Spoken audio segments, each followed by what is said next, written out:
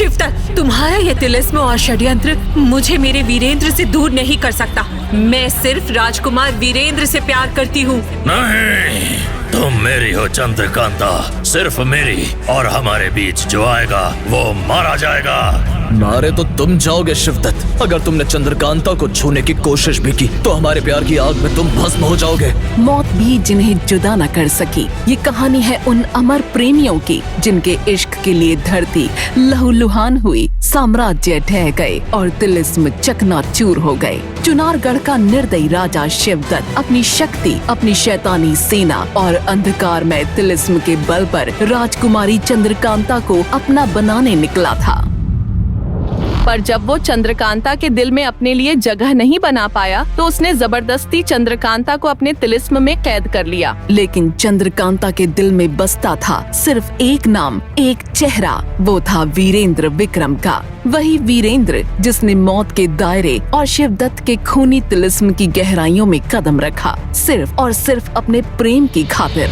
मैंने कहा था ना चंद्रकांता, चाहे तुम इस दुनिया के किसी भी अंधेरे कोने में क्यों ना हो, तुम्हारी सांसों की खुशबू मुझे राह दिखा देगी और मैं तुम्हें ढूंढ निकालूंगा। ये सुनकर चंद्रकांता की आंखों में आंसू छलक उठे। वो दौड़कर वीरेंद्र से लिपट गई। उसका दिल धड़क रहा था मानो सदियों के बाद चैन मिला हो। उसे अब भी विश्वास नहीं हो रहा था कि जिस तिलिस्म में वो कई दिनों से कैद थी, जिस तिलिस्म को उसके अंगरक्षक अय्यार भी पार न कर सके, वहाँ वीरेंद्र उसे ढूंढते हुए आ पहुँचा है। मेरा दिल कहता था चाहे वो वहशी शिवदत्त कितनी भी मुश्किलें क्यों ना खड़ी कर ले, तुम जरूर आओगे अपनी चंद्रकांता को बचाने।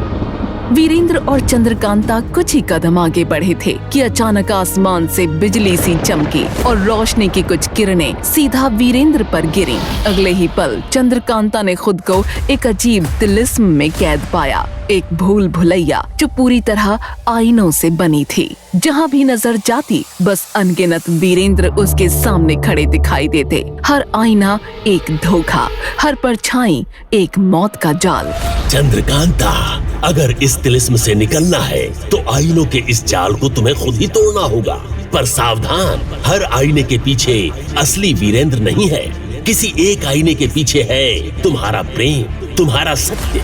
लेकिन अगर तुमने गलती से गलत आईना तोड़ा तो वीरेंद्र सदा के लिए मर जाएगा और तुम कभी इस तिलिस्म से बाहर नहीं निकल पाओगी। ये सुनकर चंद्रकांता की सांसें तेज हो गईं। उसका दिल डर के मारे बैठने लगा था, लेकिन फिर भी हिम्मत जुटाते हुए उसने इधर उधर देखा।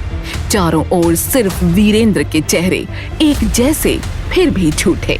वो कदम दर कदम बढ़ी, उसकी नजरें हर आईने पर घूमी और अचानक उसकी आंखों में चमक आ गई और अगले ही पल चंद्रकांता ने पूरी ताकत लगाकर एक आईने को तोड़ डाला। उस आईने के टूटते ही वो तिलिस्म भी उसी पल टूट गया। तेज रोशनी में बस दो लोग बचे, चंद्रकांता और असली वीरेंद्र विक्रम। चंद्रकांता, तुम्हें कैसे पता चला कि मैं उसी आईने के पीछे हूँ? आसान नहीं था, लेकिन मैंने गौर किया। बाकी सारे आईनों के पीछे सिर्फ तुम्हारी परछाई थी, ठंडी और स्थिर। सिर्फ उस आईने में जहाँ तुम थे, कांच पर तुम्हारी सांसों की धुंध जमी हुई थी। तभी मैं समझ गई कि वही मेरा असली वीरेंद्र कैद है। तुम्हारी बुद्धि और साहस का कोई मुकाबला नहीं चंद्रकांता। अब हमें रोकने वाला कोई नहीं। नौगढ़ हमारी प्रतीक्षा कर रहा है। दोनों तिलिस्म से बाहर निकले, लेकिन उन्हें क्या पता था कि जिस राह पर वो बढ़ रहे थे वहाँ हर कदम पर एक अदृश्य नजर उनका पीछा कर रही थी। उनकी सांसों तक की खबर चुनारगढ़ की दीवारों के भीतर बैठे शिवदत्त तक पहुँच रही थी। क्या कहा तुमने क्रूर सिंह? चंद्रकांता और वीरेंद्र विक्रम उस तिलिस्म से निकल चुके हैं? ये असंभव है। आईने के जाल को तोड़ना इतना आसान नहीं। शिवदत्त का चेहरा गुस्से और हैरानी से तमतमा उठा। उसकी आंखों में रक्तम ज्वाला जल रही थी। सही कहा महाराज, लेकिन चंद्रकांता ने आपकी चतुराई से आपके बनाए तिलिस्म को तोड़ डाला। इतना ही नहीं, उसने महल की गहराइयों से बाहर जाने का गुप्त मार्ग भी खोज लिया है। इस वक्त वो और वीरेंद्र उसी रास्ते पर आगे बढ़ रहे हैं। जब शिवदत्त ने सुना कि कैसे चंद्रकांता ने आईनों का जाल तोड़ डाला और अपने प्रेमी वीरेंद्र विक्रम के साथ भाग गई तो उसका चेहरा गुस्से से लाल हो गया और उसने जमीन पर रेंगते हुए काले नाग की तरफ देखा। वो नाग हवा में उड़कर क्रूर सिंह की तरफ बढ़ा और क्रूर सिंह के चेहरे के पास आकर उसे डसने ही वाला था। तभी शिवदत्त ने उस नाग को उसकी गर्दन से पकड़ा और अपने चेहरे की तरफ किया। शिवदत्त ने अपनी जीभ बाहर निकाली और उस नाग ने शिवदत्त की जीभ पर डस लिया। ये देखकर क्रूर सिंह के पैरों तले जमीन ही खिसक गई, लेकिन तभी शिवदत्त ने उस नाग को छोड़ दिया और उसके होठों पर एक सन की हंसी फूट पड़ी। अद्भुत, सचमुच अद्भुत चंद्रकांता। अब तक हम तुम्हें सिर्फ एक रूपवती राजकुमारी समझते थे, लेकिन आज जाना कि तुम्हारे पास तेज दिमाग भी है। औरत अगर सिर्फ सुंदर हो तो वो आकर्षण होती है, लेकिन जब सुंदरता और बुद्धि दोनों का संगम हो जाए तो वो अनमोल खजाना बन जाती है। और तुम अब सिर्फ अनमोल नहीं रही, तुम हमारी प्यास बन चुकी हो। वो प्यास जो बुझने के बजाय और भयानक हो रही है, और ये जितनी भयानक होगी इसे बुझाने में उतना ही आनंद आएगा।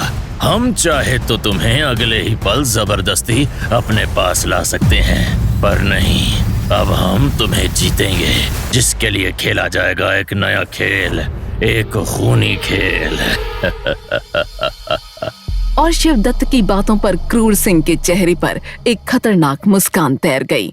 आपकी मुस्कान ही आपका आदेश है महाराज।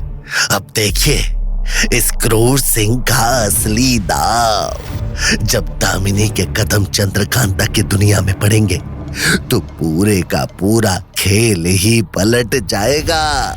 चुनारगढ़ से बहुत दूर अंधकारमय जंगलों के बीच एक काले मंदिर में जलती मशालों की हल्की हल्की रोशनी थी। दीवारों पर झिलमिलाती परछाइयां और बीचों बीच मां काली की विशाल प्रतिमा के सामने एक औरत अपने खुले बालों के साथ मृदंग की ताल पर उन्मत्त होकर नृत्य कर रही थी। जैसे जैसे मृदंग की गूंज तेज होती जाती, ताल पर ताल मिलाते हुए हर थाप पर उसका नृत्य और भी विकराल होता जाता है। और फिर आकस्मिक रूप से मंदिर का विशाल दरवाजा चरमराता हुआ खुला और अंदर एक नकाबपोश अपने कुछ साथियों के साथ प्रवेश करता है। जैसे जैसे मृदंग की गूंज तेज हुई, उस औरत का नृत्य भी प्रचंड होता गया और अंतिम थाप पर उसने अपनी कलाई पर कटार से गहरा चीरा लगाया और बहते रक्त से मां काली का अभिषेक कर दिया। क्षण भर में मंदिर में घना सन्नाटा छा गया। रह गया सिर्फ मशालों की कांपती लौ और हवा में घुलती रक्त की गंध। वो नकाबपोश आगे बढ़ा, उसने झुककर उस औरत के चरण स्पर्श किए और गंभीर स्वर में बोला, क्या आदेश है माँ? उस औरत की आंखों में पागलपन की चमक कौंधी। उसने दोनों हाथ आकाश की ओर उठाकर गरजते हुए स्वर में कहा, तुम मेरे ये खुले बाल देख रहे हो? ये कोई सजावटी नहीं, ये मेरी जिद है। ये मुझे हर पल याद दिलाते हैं उस प्रतिज्ञा की जो मैंने नौगढ़ के राज दरबार में ली थी कि मैं नौगढ़ की इज्जत को अपने कुल में दासी बनाकर रखूंगी। चंद्रकांता वो मेरी दासी बनेगी, तभी इस दामिनी को चैन आएगा। उसके बाद मैं चंद्रकांता के दिमाग में वीरेंद्र के बारे में ऐसा विष खोलूंगी कि वो वीरेंद्र से नफरत और शिवदत्त से प्यार करने लगेगी। ऐसा ही होगा माँ। चंद्रकांता को मैं खुद तुम्हारे चरणों में लाकर खड़ा करूंगा और तब ये दुनिया देखेगी कि ना सिर्फ वीरेंद्र बल्कि पूरे हिंदुस्तान में कोई भी उसकी रक्षा नहीं कर पाएगा। जंगल की गहराई में गूंजती उस शपथ के साथ भाग्य ने चंद्रकांता के लिए एक और नया चक्रव्यूह बुनना शुरू कर दिया था। वो नकाबपोश वहां से विदा लेकर चुनारगढ़ की ओर बढ़ चुका था। वहीं दूसरी ओर शिवदत्त के खूनी तिलिस्म से निकलकर चंद्रकांता और वीरेंद्र विक्रम ने अपनी पहचान छुपा ली थी। चंद्रकांता ने सादे ग्रामीण वस्त्र पहन लिए थे और अपना चेहरा घूंघट में छिपा लिया था। वीरेंद्र, इतनी भीड़ में कहीं हमें कोई पहचान न ले, ये जगह सुरक्षित नहीं लग रही। घबराओ मत चंद्रकांता, हमें इस भीड़ का सहारा लेकर ही यहाँ से निकलना होगा। जितनी नजरें हमें ढूंढ रही हैं, उतनी ही नजरें हमें न देख पाने से भ्रमित भी हो रही हैं। दोनों भीड़ में खोकर आगे बढ़ते रहे। तभी उनकी नजर बाजार के कोने में बैठे एक अंधे फकीर पर पड़ी, जो ऊंचे स्वर में झूम झूम कर बोल रहा था, राजाओं के महलों में तिलिस्म बुनते हैं, पर भाग्य की डोर रानी का खून चुनते हैं। संभल जा ओ नागौर की कली, तेरे लिए मौत की परछाई इस भीड़ में छुपी है खड़ी। चंद्रकांता के कदम ठिठक गए। उसकी आंखों में भय की हल्की झलक कौंधी। राजकुमार, ये फकीर ये कैसे जान सकता है कि मैं कौन हूँ? शांत रहो, हो सकता है महज इत्तेफाक हो, लेकिन हमें तुरंत यहाँ से निकलना होगा। दोनों तेजी से भीड़ के भीतर गुम हो गए, लेकिन उन्हें क्या पता था कि पास ही एक ऊंची इमारत की छत पर खड़ा दामिनी का बेटा उनकी हर हरकत पर नजर गड़ाए हुए था। उसके हाथ में बाज की तरह प्रशिक्षित एक काला शिकारी था, जिसकी आंखों में वैसा ही शिकारीपन था जैसा उसके मालिक की आंखों में था।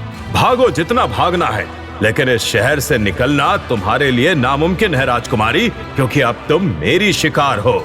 और तभी उस नकाबपोश ने अपने शिकारी को हवा में उड़ा दिया। वो तेज आवाज करते हुए एक ही जगह पर घूम घूम कर चिल्लाने लगा, मानो किसी को इशारा दे रहा हो। और तभी अगले ही पल काले नकाब में लिपटे कुछ सैनिक चंद्रकांता और वीरेंद्र के चारों ओर घेरा डालकर खड़े हो गए। राजकुमार, ये लोग कौन है? जो भी हो, आज ये मेरे हाथों मारे जाएंगे। पीछे हटो चंद्रकांता। न चाहते हुए भी वीरेंद्र को उन नकाबपोशों से भिड़ना पड़ा।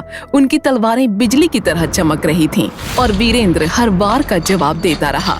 लेकिन तभी क्रूर सिंह अपने सैकड़ों सैनिकों के साथ वहां आ पहुंचा। उसकी निगाहें खून उगल रही थीं। वीरेंद्र, चंद्रकांता, अब भागने का कोई रास्ता नहीं।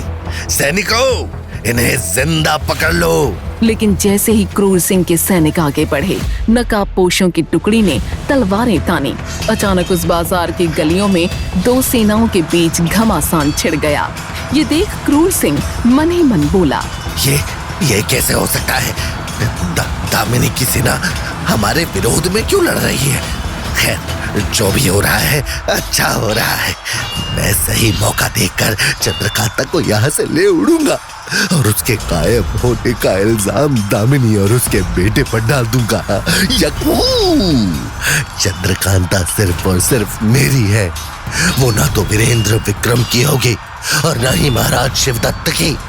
चंद्रकांता को सिर्फ मैं ही पाकर रहूंगा। क्रूर सिंह के इरादे साफ थे कि वो शिवदत्त का वफादार होकर भी उनका वफादार नहीं था। उसे तो सिर्फ चंद्रकांता चाहिए थी। लेकिन वो ये नहीं जानता था कि नकाबपोश लड़ाकों की उस भीड़ में एक नकाबपोश ऐसा भी था जो सिर्फ एक सही मौके की तलाश में था। और उसकी निगाहों की तेजी ये बता रही थी कि न वो दामिनी की सेना का हिस्सा था और न ही शिवदत्त की। और तभी इसी अफरा तफरी में वीरेंद्र गंभीर रूप से घायल हो गया। ये देख उस नकाबपोश ने अपने कपड़ों के बीच से कुछ ऐसा निकाला। तभी चंद्रकांता चीख पड़ी, वीरेंद्र! और ठीक उसी समय उस नकाबपोश ने जो चीज निकाली थी उसे जमीन पर दे मारा।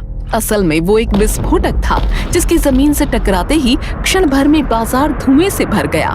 कुछ दिखना असंभव था। जब धुआं छटा तो क्रूर सिंह गुस्से में चिल्लाया, चंद्रकांता और वीरेंद्र गायब हो गए।